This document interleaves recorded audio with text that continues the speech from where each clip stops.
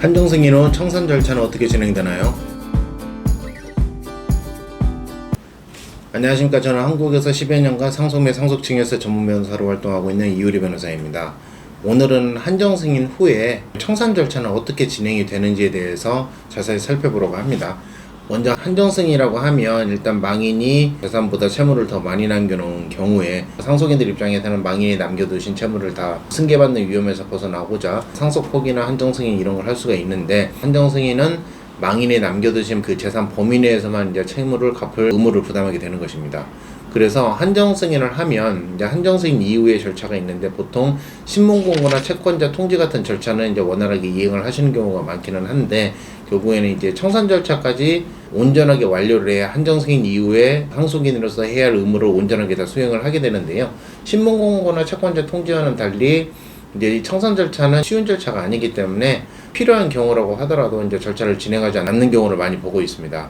그래서 이러한 청산 절차는 어떻게 진행이 되고 또 어떠한 것들이 있는지에 대해 자세히 살펴보도록 하겠습니다. 청산이 왜 필요한지, 그 필요한 이유가 무엇인지 이 부분에 대해서 먼저 살펴보도록 하겠습니다. 기본적으로 한정승인 이후에 의무를 다하기 위해서 반드시 청산 절차를 거쳐야 하는 것입니다. 그렇다면 누구나 다 청산을 해야 하는 것이냐? 그렇지는 않습니다. 청산할 재산이 별로 없을 때는 청산할 필요조차 없습니다.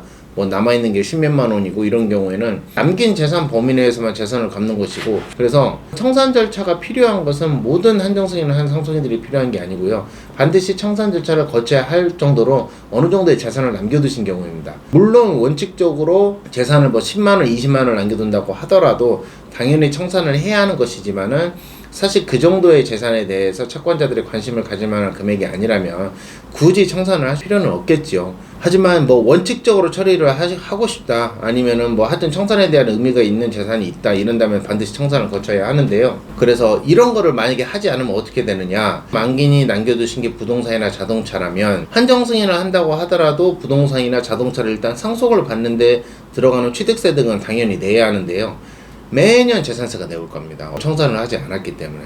그러면 계속적으로 얼마 되지 않지만 뭐 재산세에 대한 부담은 계속 생겨나는 거고요. 청산 절차가 거치지 않았기 때문에 채권자들로부터 지속적으로 소송을 당할 위험이 있습니다. 즉 채권자들도 정리를 하려면 청산까지 뭔가 완료가 되어야 이 상속인들에 대한 변제를 받기 위한 조치를 한다라는 것 자체가 이제 기대가 없어지면 자체적으로 막 은행이라면은 부실채권 처리를 하든 뭐 그렇게 해서 정리를 할 수가 있는데요.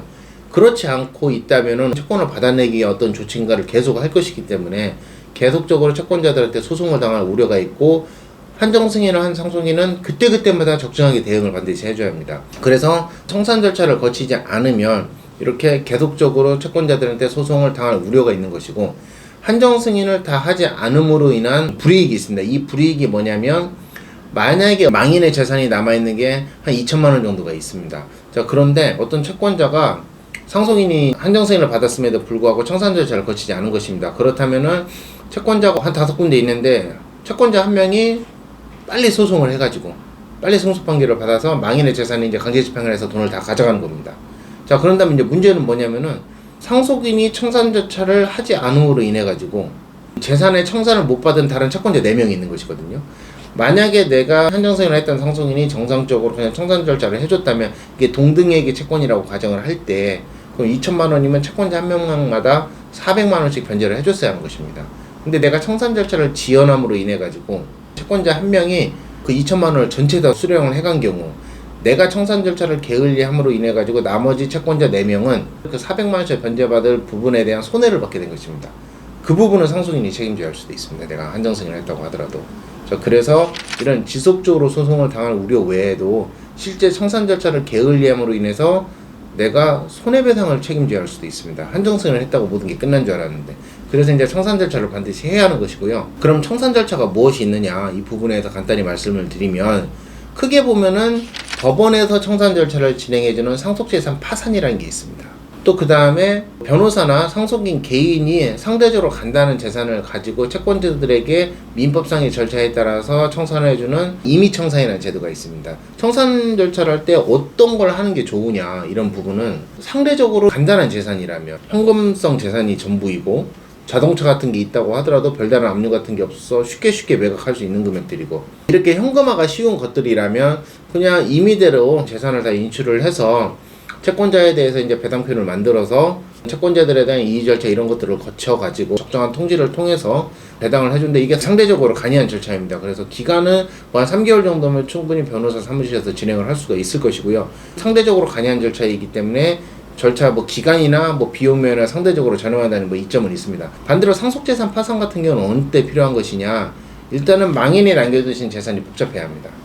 부동산도 있고, 거기에 또 압류도 걸려 있고, 뭐 근저당권도 있고, 뭐 상당한 과태료도 많고, 뭐 그렇게 돼서 부동산을 현금화하고 매각을 해서 뭘 해야 하는데, 사실 이미 뭐 가압류 조치가 걸려 있고 뭐 이런 게 돼 있으면 사실 어떻게 할 수가 없거든요, 이 자체를. 이거 현금화하기가 사실상 어렵습니다.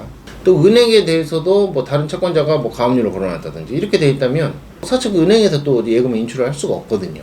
그래서 뭐 임의대로 청산을 한다라는 거는 상대적으로 현금화가 용이하고, 이런 것들을 상속인들이 무리 없이 인출을 해가지고 배당표를 통해서 채권자들에게 이제 나눠줘야 하는 것인데, 이거는 재산을 수집하는 거 자체가 어려운 경우입니다. 또 다른 예는 재산도 많습니다. 한 10억 정도 있고, 근데 채무는 훨씬 많습니다. 몇십억 되는 겁니다. 그럼 이게 채권자들 입장에서도 내가 1, 2억이라도 받을 수 있다면 관심이 있는 거거든요, 그런 경우에는. 자, 그렇다면은 이렇게 청산을 해줄 때 우선권이 있는 거, 뭐 당해세든 뭐 국세나 이런 부분들이 있다면 당해세 같은 경우는 우선적으로 또 배당을 먼저 받아야 하는 것이고, 또 근저당이 있느냐 없느냐에 따라서 부동산 매각 대금에 대한 우선권이 또 있고요. 또 망인이 사장님이셔가지고 직원들한테 급여나 이런 걸 제대로 지급하지 못했을 경우에 또 그런 채권들은 또 우선권이 또 있을 수 있고요. 순서에 따라서 정확하게 배당을 해줘야 하는 그런 위험이 있습니다. 이런 것 등을 그냥 임의대로 하다 보면은 만약에 배당이 잘못됐을 경우에 거기에 따른 또 손해배상이 있을 수가 있습니다. 그래서 보통 재산도 많고 채무도 복잡하고, 그래서 명확하고 객관적이고 공정한 절차가 필요한 경우나, 아니면 재산이 사실 복잡합니다. 부동산이고 현금화가 어렵고 금액이 소액이라고 하더라도 상대적으로 이런 현금화가 어려운 경우에도 상속재산 파산을 통해서 법원에서 청산을 해달라 그러면, 상속재산 파산을 이제 파산법원에 신청을 하면 관제인을 선임해가지고 법원에서 공정한 절차나 공정한 방법에 따라서 배당표를 작성해서 수의 채권자 집회도 열고 최종적으로 청산을 해주게 됩니다. 물론 구체적인 절차는 법원에서 진행을 할 때 파산 관제인을 통해서 진행을 하는데요. 이제 관제인이 상속인들에게 협조도 요청을 하고, 또 이제 이런저런 서류들을 요구를 해가지고 이제 객관적으로 절차적으로 이제 진행이 되는데, 문제는 이게 상당한 기간이 소요된다는 것입니다. 기본 1년이고요. 뭐 1년 반 이상 걸릴 수도 있고, 반대로 파산관제인 선임비도 납부해야 하고 인지대 송달료도 하기 때문에 임의 청산에 비해서 비용도 많이 듭니다. 즉 절차도 오래 걸리고 비용도 많이 드는 그런 건 있습니다만, 장점은 가장 확실한 청산 방법이고 가장 객관적이고 가장 공정한 평가 방법이 있기 때문에 상속인들 입장에서는 비용과 절차적인 측면에서는 부담은 되지만은 여기에 따른 불이익을 입을 우려가 현저히 작다는 것입니다. 그래서 이런 임의청산이든 상속재산 파산이든 한정승인을 하시는 분은 반드시 청산 절차를 거쳐야만이, 물론 청산이 필요한 경우입니다. 이럴 때는 청산 절차를 반드시 거쳐야만이 자기 의무가 온전히 다 이행을 하는 것이고요. 한정승인을 하는 것과 상속포기를 하는 것 외에도 이 청산 절차는 사실 하기가 상당히 까다롭습니다. 개인이 하기에는 서류도 많이 준비를 해야 하고요. 말이 일단 또 어렵고, 채권의 우선순위도 있는 것이고, 그 다음에 배당표도 이제 정확하게 작성을 해야 하는 것이고, 이의가 있는지 없는지에 대한 채권자들의 의견도 명확하게 수령을 해야 하는 것이고, 그래서 이러한 절차들을 온전하게 진행하기가 사실상 어렵습니다. 특히 생업이 있는 상속인들 같은 경우에. 그래서 한정승인 같은 경우에는 직접 하시는 분들도 많지만은, 청산 절차 같은 경우는 직접 하기가 어려우셔가지고 이제 저희 법인에 찾아오셔가지고 의뢰를 하신 경우도 많은데요. 중요한 거는 가장 공정하고 가장 정확하게 법원을 통해서든 변호사를 통해서 임의 청산을 하시든 그런 객관적인 청산이 이루어져야 한정승인 이후에 온전한 의무를 이행하는 것이고요. 그 절차를 공정하게 해야만이 청산이 잘못됨으로 인한 어떤 손해배상이나 이런 불이익에서 자유로울 수가 있습니다. 그래서 반드시 이제 전문 변호사를 통해서 이런 청산 절차를 진행하시길 권해드립니다. 자, 오늘은 한정승인 이후에 청산 절차는 어떻게 진행이 되고 또 청산을 왜 해야 하는지에 대해서 자세히 살펴보았습니다. 본 영상에 대해서 궁금한 점이 있으시면 댓글에 남겨져 있는 링크를 통해 상담을 신청해 주시면 되겠습니다. 감사합니다.